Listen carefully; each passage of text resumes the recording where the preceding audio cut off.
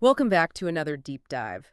Today, we are opening up a file that, honestly, is a bit of a war zone. It really is. We're looking at a car that has caused more arguments in forum comment sections, track day paddocks, and, YouTube comments than almost anything else BMW has released in the last decade. It's a topic people get surprisingly emotional about.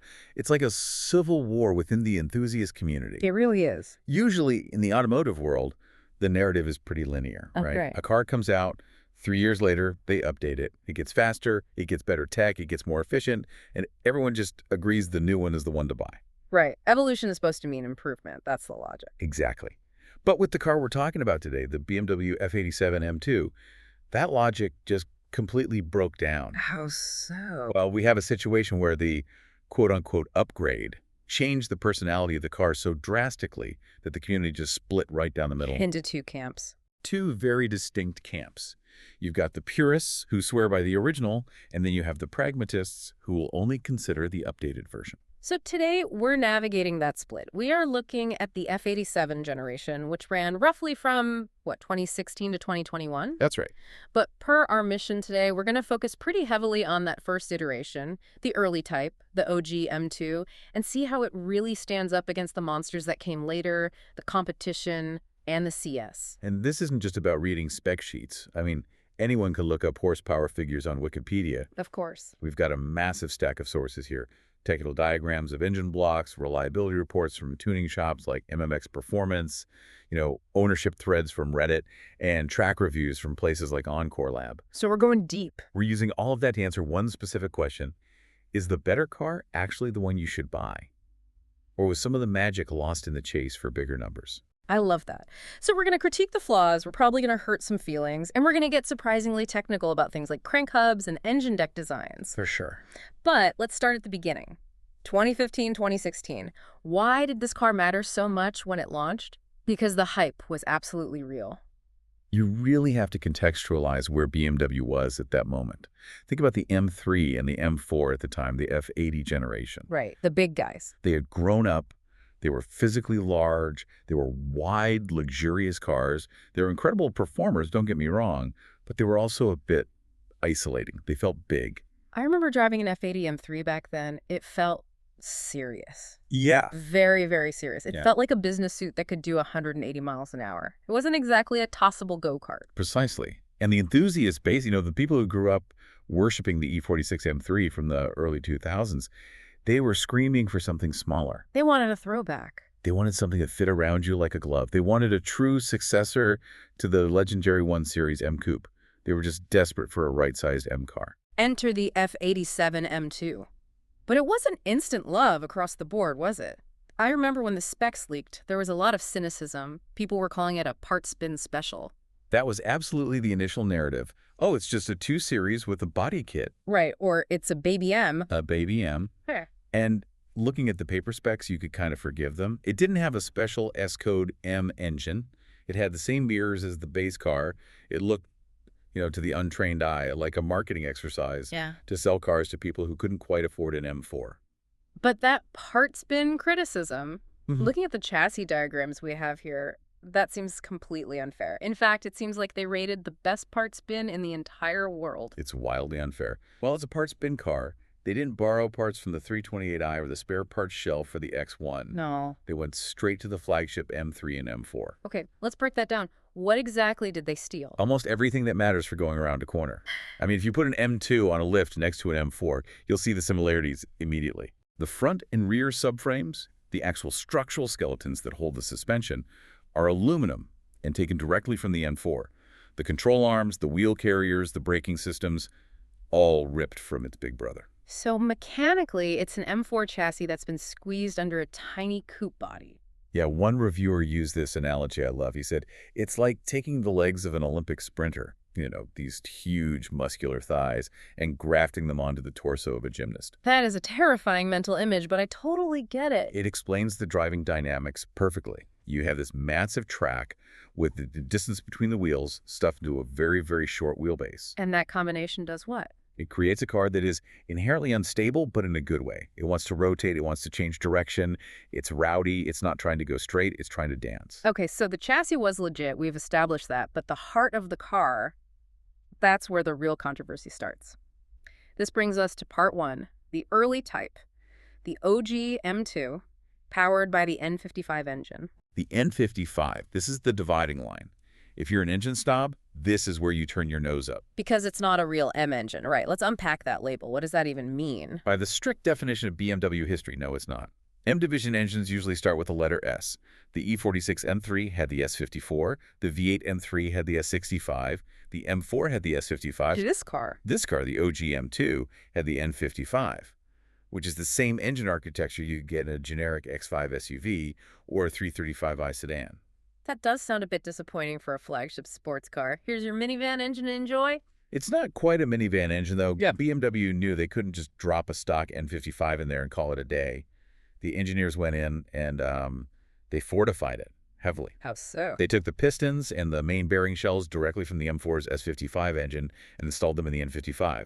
They redesigned the oil sump to handle high-G cornering so the engine wouldn't starve of oil on a track. So it's a standard engine wearing body armor. That's a great way to put it. It's a blue-collar engine that went to the gym. Huh. But there is a fundamental architectural limit here that we need to explain, especially since we're comparing it to the later models. Okay. We see this term in the technical docs constantly, open deck versus closed deck. I see this debated on forums all the time. Can we just explain this in simple terms? What does open deck actually look like if I opened up the engine? Okay, picture the engine block. Yeah. You have 6 cylinders, 6 holes where the pistons go up and down. Got it. Surrounding those cylinders, you need coolant to flow to keep things from melting. In an open deck design, like the N55, there's a channel of water. Imagine a moat, completely surrounding the top of each cylinder. Okay, so the cylinders are basically islands surrounded by water. Exactly. And this is fantastic for cooling because the water is right there at the hottest part of the combustion chamber. It keeps the cylinder walls consistently cool during normal driving. However, think about the structure. Because there is a gap. The cylinder walls aren't physically connected to the outer block at the very top.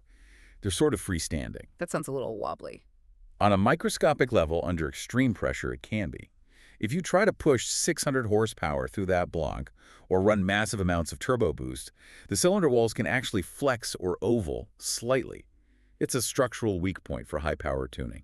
But for a stock car with what, 365 horsepower? Oh, it's totally fine. It's not made of glass. Unless you were planning to build a monster drag racing car, the open deck N55 is perfectly adequate.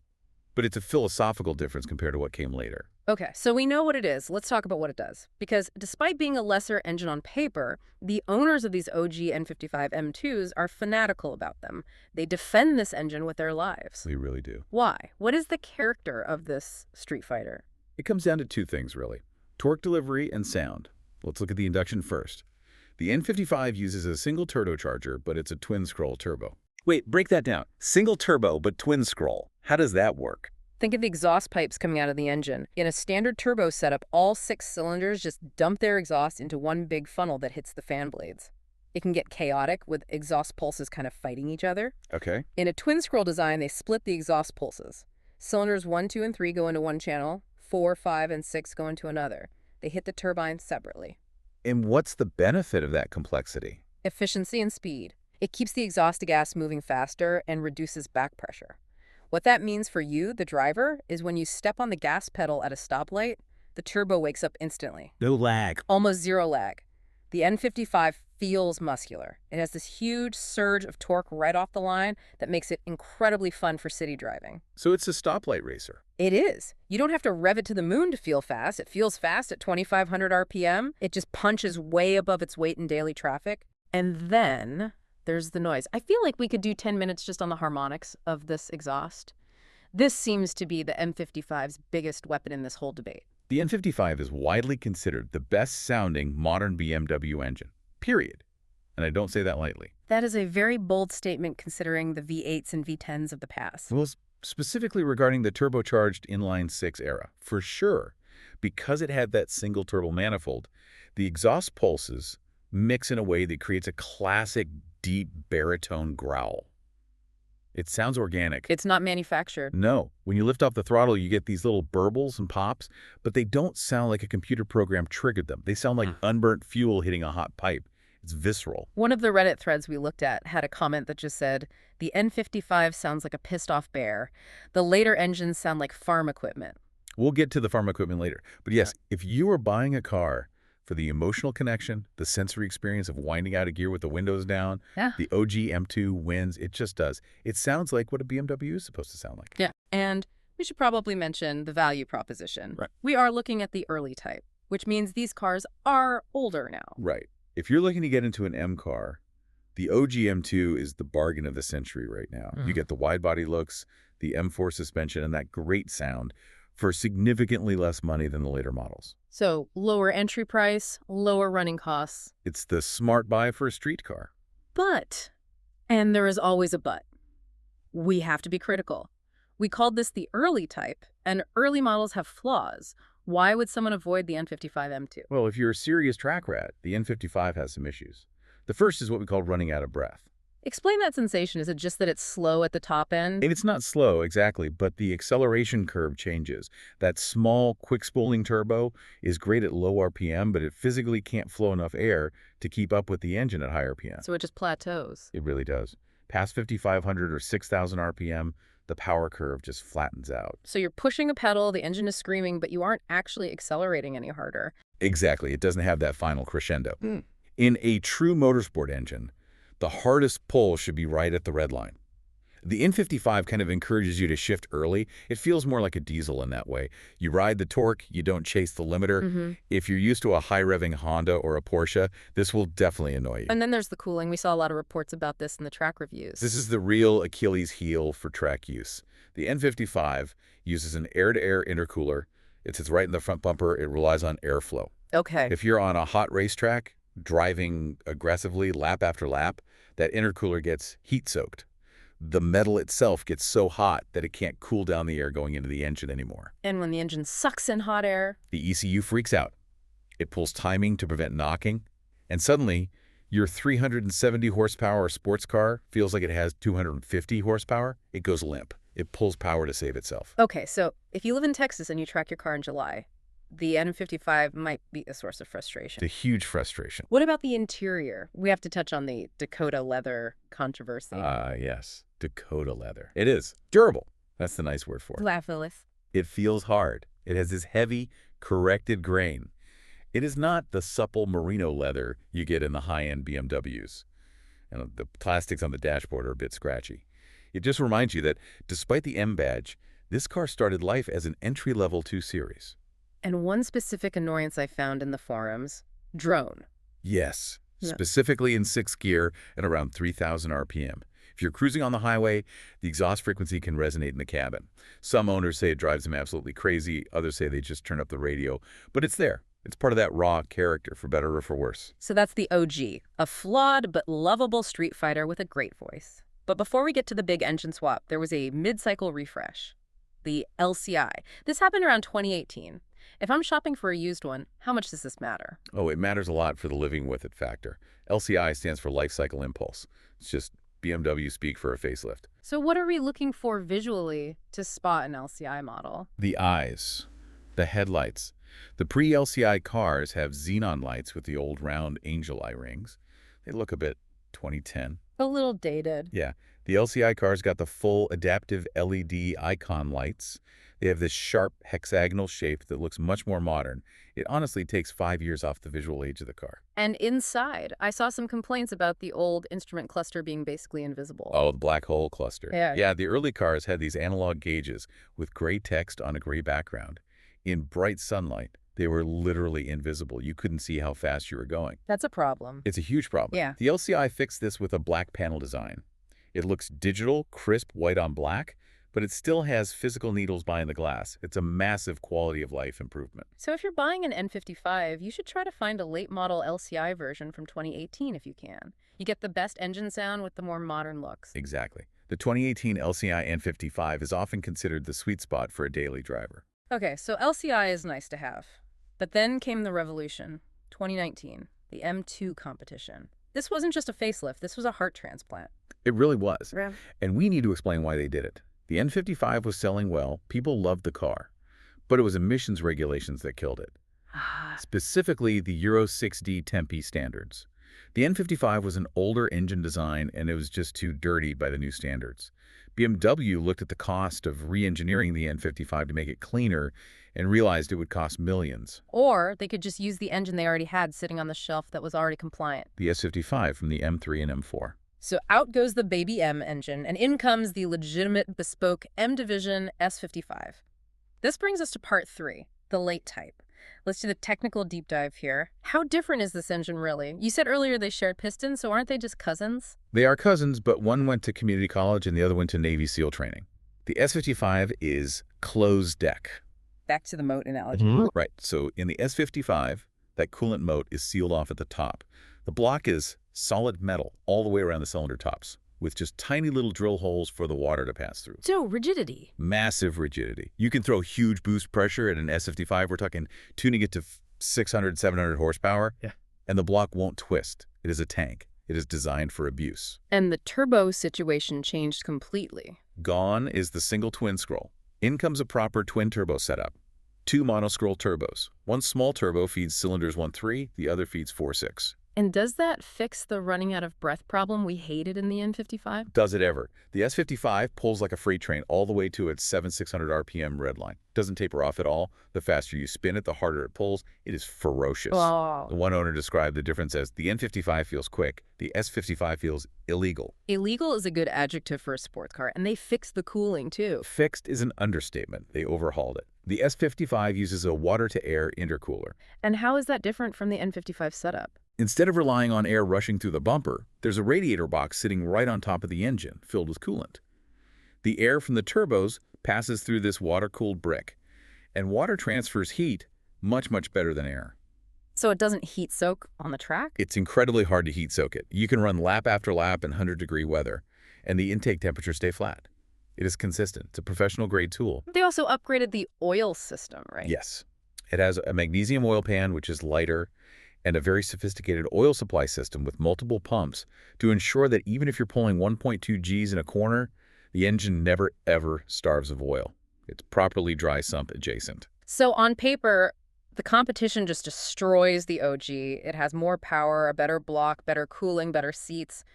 It should be a total slam dunk. Why is there even a debate? Why didn't everyone just sell their N55s and upgrade? Because in gaining all that proficiency, it lost its voice.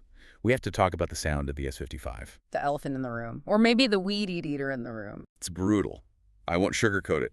The twin turbo setup acts as a muffler. It just chops up the exhaust pulses. And because of the way the headers are designed, they're equal length, the frequencies cancel each other out in this really weird way. And the result is? It produces this raspy, metallic farting noise. Farting. It sounds like a wet rasp, especially on cold start. Owners spend thousands and thousands of dollars on aftermarket exhausts, mid-pipes, downpipes, trying to fix it. Yeah. And you can make it louder, but you can rarely make it sound good. You can't fix the tone. It lacks the soul of the N55. So you have the OG N55 that sings and the S55 competition that just shouts. That's a perfect distinction. The competition is shouting at everyone about its lap times. It's all about stats. One of the sources, Encore Lab, made a really interesting psychological comparison. They said that OG M2 is introverted. It's focused on the driver's feeling. The competition is extroverted. It's focused on performance figures for the outside world. That is brilliant. The competition also gained weight. All that cooling hardware, the extra turbo, the heavier exhaust. It adds up to about 55 kilograms, or roughly 120 pounds. Can you actually feel 120 pounds behind the wheel? On the street? Maybe not. But on a tight canyon road, some drivers say the competition feels a little less light on its toes, feels denser. The OG N55 has a slightly more playful vibe. It wants to dance. The competition wants to grip and destroy the road. Speaking of grip, there's a very obvious visual difference under the hood of the competition that actually affects the handling, that big silver boomerang. The carbon fiber strut brace. This is a huge piece of engineering. It's a giant U-shaped bar made of carbon fiber that connects the 2 suspension towers to the nose of the car. It just ties the whole front end together. And what does that do for the driver? It makes the steering turn in incredibly sharp. When you turn the wheel, the car reacts now. There's zero flex in the body. The OG M2 is good, but the competition feels like a scalpel. Okay, so we have the emotional choice with the OG and the clinical professional choice with the competition. But we need to talk about reliability. Because if you're buying one of these out of warranty, you really need to know what breaks. And the S55 has a scary reputation for one specific thing. The crank hub. If you own an S55 or thinking about buying one, those two words probably haunt your dreams. What exactly happens? Let's just break it down. Okay, let's unpack this mechanism. In most engines, the gear that connects the crankshaft to the timing chain is locked in place with a keyway, a physical metal tab that prevents it from spinning. Simple enough. Makes sense. For some reason, BMW engineers decided that for the S55 and the N55, actually, though it fails much less often there, they would secure this hub using only a single bolt and a friction disc. It's held in place by clamping force, by friction. Friction and prayers. Friction and prayers, exactly. Mhm. The issue is, if the engine undergoes a sudden shock like a super aggressive downshift where the revs spike instantly, that friction plate can slip, just a tiny bit. And if it slips? The timing of the engine goes out of sync. Best case scenario. The computer sees it, throws a drivetrain malfunction code, and you limp home. Worst case. The pistons smash into the valves and your engine is completely toast. Wow. How common is this really? Because the internet makes it sound like every single S55 is a ticking time bomb. The data from shops like MMX Performance suggests it affects maybe 2 to 3% of cars. And the vast majority of those are tuned cars running a lot of extra horsepower. Mm-hmm. On a stock car, it is very, very rare. But because the failure is so catastrophic, the fear gets amplified. Is there a fix? Can you do anything about it? Yes. There are two levels of fix. The cheap one is a capture plate. It's a metal bracket that goes over the bolt head to stop it from backing out. That helps. The expensive nuclear option is a pinned crank hub. You actually drill into the crank and install pins to physically lock it. If you do that, the problem is solved forever. What else goes wrong with these cars? On the S55, you have to watch out for the charge cooler. The plastic tanks on the intercooler can crack over time. If they crack, coolant leaks internally into the engine intake, and burning coolant is very bad news. And on the N55 side, what are its common failures? The N55 is simpler, but it has its annoyances. The electric water pump is a known failure point. It just dies without warning around 60,000 miles. And the charge pipe, the plastic pipe that carries boost air into the engine, is famously brittle. It often cracks even under stock boost pressure. But that sounds like an easier fix. Oh, yeah. Replacing a charge pipe is a cheap and easy DIY job compared to a crank hub. So pick your poison, a water pump on the OG or a crank hub anxiety attack on the competition. Essentially. But don't let that scare you away. Both engines are generally very stout compared to the older BMW V8s or V10s. We aren't talking about rod bearings disintegrating every 30,000 miles like the old M3s. That's good context. Now we have to move to the final evolution, the unicorn, the M2 CS, Club Sport. This is the swan song. 2020. Limited production. And it is arguably one of the best cars BMW has ever made, period. What makes it so special? Is it just a competition with a bit more power? No, it is a comprehensive rework. Yeah. First, they put it on a serious diet. It has a carbon fiber roof, which the regular M2 never got. That lowers the center of gravity significantly. It has a carbon fiber hood with a functional vent, a carbon center console. Wait, the center console is carbon? Yes, and they removed the armrest. No armrest. No armrest. Weight savings. It saves like 5 pounds, but it signals intent. It's saying, put 2 hands on the wheel, driver. I love that. That's a great detail. The CS also got the engine tune from the M4 competition, so it's bumped up to 444 horsepower. But the real magic isn't the power. It's the suspension. This is the only F87 with adaptive suspension, right? Correct. The OG and the competition have fixed suspension. It is one setting. Stiff. The CS has electronic dampers with Comfort, Sport, and Sport Plus modes. And does that actually work? Does it make a real difference? It transforms the car. In Comfort mode, the CS actually rides better than the standard OG M2. It absorbs bumps. But in Sport Plus C, it is sharper and more controlled than the competition. It is truly the best of both worlds. And the wheels. We have to mention the gold wheels. The gold 763M wheels. They are forged, they are lightweight, and they look absolutely spectacular against the Masana blue paint, which was exclusive to the CS. And you could get bigger brakes. You could get the optional carbon ceramic brakes, and those make a massive difference. They save about 55 pounds of unsprung weight. That is huge for steering feel. So the steering is better. The steering on the CS is reported to be the best of the bunch because there's just less weight fighting the wheel. It feels more delicate, more precise. I also read something interesting about the manual transmission in the CS. People say it feels better, but the part numbers are apparently the same. Yeah, that's a bit of a mystery. Owners swear the CS manual feels smoother, less notchy than the competition's. It could be a different transmission fluid from the factory, or maybe different synchros that aren't documented. Or honestly, it might just be the placebo effect of driving a $90,000 car. But the consensus is it shifts better. Okay, so the CS is the masterpiece, but most of us aren't buying a CS because they are collector's items now. It's We're it. deciding between the OG and the competition, so let's talk about living with them. Part 6, critical comparison. Let's start with ride quality. The consensus is the F87 chassis is stiff, full stop. If you live in a city with potholes, you're going to feel them. Which one is worse? Surprisingly, the competition is often described as bouncy on rough roads. That stiffened front end makes it react to every single imperfection. The OG N55 is described as slightly more compliant, maybe a bit better balanced for the street. It breathes a little more with the road. And the steering. Electric Power's steering EPS gets a lot of hate from purists. It does. It is numb compared to the old hydraulic racks of the 1 Series M. But the competition improved it via software and that stiff front brace. The OG steering is a bit lighter, maybe a bit vaguer on center, but honestly, you get used to it in either car. What about daily usability? There's one complaint that comes up in every single review for all models. The fuel tank, It is tiny. 52 liters, that is really small. If you are driving spiritedly, getting 15 miles per gallon, you are stopping at the gas station constantly. It is a legitimate annoyance for a daily driver. You will be on a first-name basis with your local gas station attendant. And road noise. It's high. BMW took out a lot of sound deadening to save weight. You hear the tires roaring, you hear rocks hitting the wheel wells. If you want a quiet luxury coupe, you should buy an M240i. The M2 is loud, it's always on.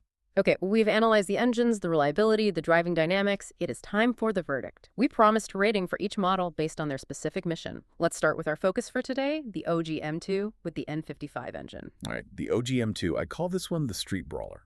Daily driving, city commutes, and people who prioritize sound and fun over raw lap times. The pros. The exhaust note is legendary, the low-end torque is perfect for traffic, and it is by far the best value. And the cons. It runs out of breath at high RPM, the interior is a bit dated, especially pre-LCI, and the cooling limits you on a serious track day. And the score. My rating, 4.2 out of 5. It is the emotional choice. I like that.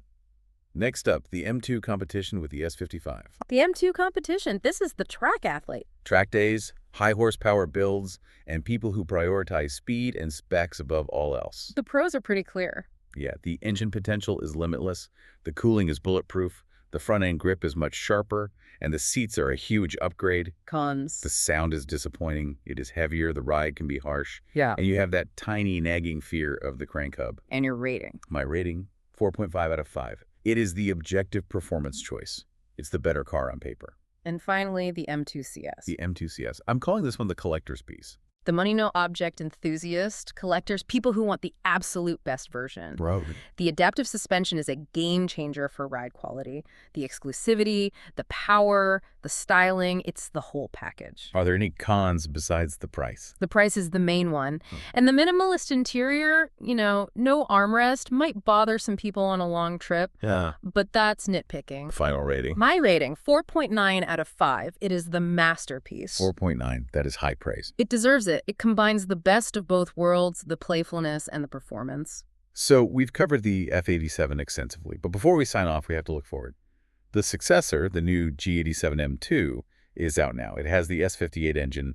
It is technically faster, but has BMW lost the magic? That is the provocative thought to end on, isn't it? The sources we looked at, especially the recent reviews comparing the two generations, suggest that while the new G87 is a monster of performance, it feels bloated, Is it harder? heavier, it's physically larger, it lacks that delicate throttle steering balance where you can rotate the car just by lifting off the gas. It sounds like the F87 might be the last of its kind. The last right-sized M car. I think history is going to look back on the F87, specifically the OG and the CS, as the end of an era. The era where a car was small enough to fit around you like a glove. So, to everyone listening, Yeah. which would you choose? The sound of the N55 or the fury of the S55? Whatever you choose, just do me a favor, check your crank hub. And check your tire pressures. Thanks for listening to the deep dive. We'll see you on the next one. Drive safe.